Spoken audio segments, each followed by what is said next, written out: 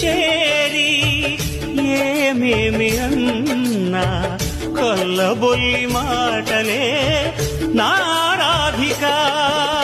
చెలువల చీరలు దోచిన చిన్నెలు చాలవా, ద్రౌపది మానము కాచిన మంచిని చూడవా.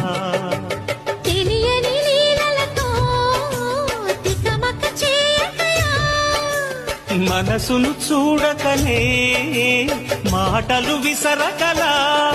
జయ కృష్ణ